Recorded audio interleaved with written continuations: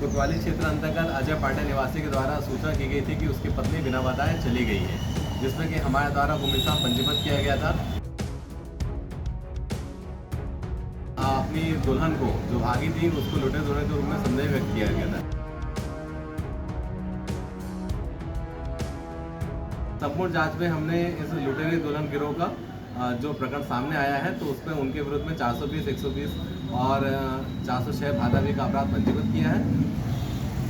जैसा कि आपको बता रहे हैं कि विगत 24 जून को एक शहर के रहने वाले अजय पांडे की शादी हुई थी, तो वहीं करीब 7 दिन बाद महिला जो उनकी पत्नी थी वो फरार हो गई। तो कहीं ना कहीं लुटेरी दुल्हन का मामला सामने आया था। इसके बाद जब सिटी कोतवाली थाने में मामला दर्ज हुआ, उसके बाद में 1 से 1.5 महीने के अंदर ही सिटी कोतवाली ने बड़ी सफलता हासिल की है और लुटेरी दुल्हन को पूरी गेंद सहित गिरफ्तार कर लिया। हमारे साथ में टीआई साहब मौजूद है, उनसे जानना चाहेंगे कि किस प्रकार से इनको गिरफ्तार किया, क्या क्या कोतवाली क्षेत्र अंतर्गत अजय पांडे निवासी के द्वारा सूचना की गई थी कि उसकी पत्नी बिना बताए चली गई है, जिसमें कि हमारे द्वारा गुमनाम पंजीबद्ध किया गया था।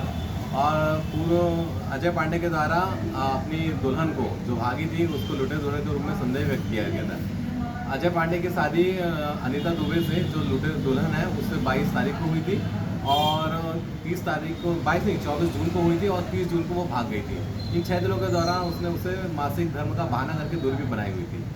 पूर्व से ही जो घटनाक्रम है वो संदिग्ध लग रहा था, जिसकी जांच पर से हमने दुल्हन को दस्तयाब किया, उसके बयान लिए। उसके बयान के आधार बाद हमने उनके माता पिता से बयान लिए, उसके बुआ और मुँह वाले मामा से भी बयान लिए गए हैं। संपूर्ण जांच में हमने इस लुटेरी दुल्हन गिरोह का जो प्रकरण सामने आया है, तो उसमें उनके विरुद्ध में 420, 120 और 406 भादावी का अपराध पंजीबद्ध किया है। और आरोपी गणों से जो फरियादी पक्ष से 1 लाख रुपये नगद और 90,000 के जेवर प्राप्त किए गए थे, तो 90,000 के जेवर जब्त कर लिए हैं। नगदी के लिए आरोपी जाट का PR लिया गया है और उसके बाद में उससे रिकवरी की जाएगी। हमें इसके पूर्व की 3 घटनाओं की जानकारी प्राप्त हुई है, वो अलग अलग थाना क्षेत्र की हैं। अभी आवेदक के नाम स्पष्ट नहीं हुए हैं, तो उसकी जांच की जा रही है। देखिए, आपको बता दें कि किस प्रकार से एक माँ बाप का सपना होता है कि अपने बेटी की शादी बड़ी धूमधाम से की जाए, रीति रिवाजों से की जाए। वहीं शहर में उन्होंने शादी तो इसी प्रकार की, लेकिन उन्हें क्या पता था कि उनके मंसूबों पर पानी फिर जाएगा।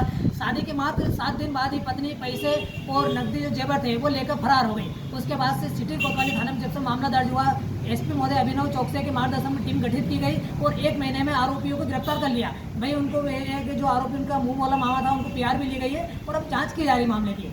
IBC 24 के लिए हरदा से कपिल शर्मा की।